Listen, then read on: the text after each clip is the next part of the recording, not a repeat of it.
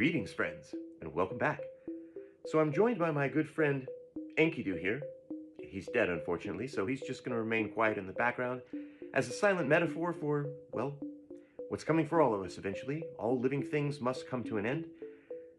But unfortunately, the dark point that I'm going to talk about today is that no matter who you are, where you live, what you do for a living, or how secure you may think your future is, you're probably wrong.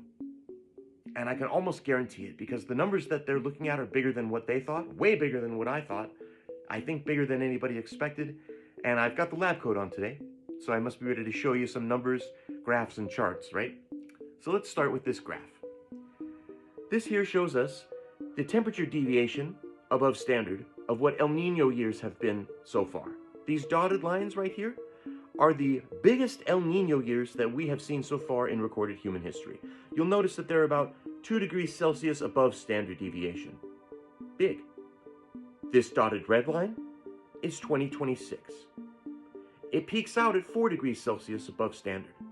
That's a double strength El Nino. That's what we're coming into this year. Something that's twice as hot above average as every year we've seen so far.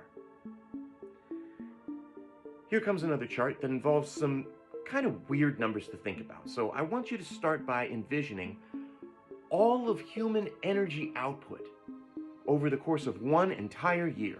All the electricity we use, all the gas we burn, all the nuclear fuel that we go through during the course of one entire year, and think about that as a unit. Now take a look at this chart. It shows us the excess El Nino heat in the subsurface of the Pacific Ocean. Now these two yellow bars are 1997 and 2015 respectively, and they say 27 and 28 years. That is to say that during those years, the amount of heat energy, excess heat energy in the Pacific Ocean, was the equivalent of 27 and 28 years worth of all human energy output combined.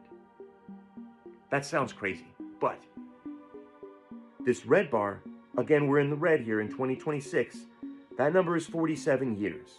47 years worth of all combined human energy output is what's trapped in the subsurface of the Pacific Ocean. And that number is 28.4 zetajoules. Now a joule is not a unit of energy that most people think about very often.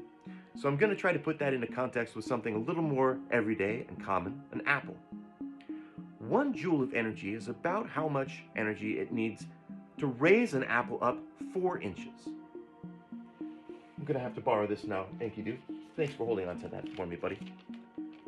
So in order to envision these numbers, I want you to envision 1 million apples. We're going to make that one group. 1 million apples floating in the Pacific Ocean. Make that one group and now make 1 million of those groups of a million. But it gets more because we're going to need 1 million more of those groups. 1 million groups of a million groups of a million apples. And now there's still 1,000 to tack on. So instead, let's make that 1,000 inches times the 4 inches that they go up. So 4,000 inches up for every million apples. What am I trying to say here?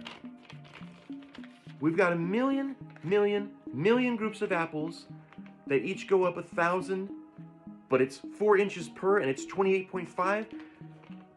That's a lot of juice. That is a lot of apple juice stored in the Pacific Ocean alone. Now the reason I'm telling you all this isn't because I'm trying to scare you, and I'm not trying to make anybody panic. What I really want for you today is for you to take advantage of the time that we have left. The opportunity is today. You've got time now. And I encourage you to have the fun that you can, to do the things that you've always wanted to do before you can't. Tell the people that you love what they mean to you. Take advantage of this day. Seize it. Because we don't know how many we have left. Things are getting wilder, crazier, way faster than anybody thought.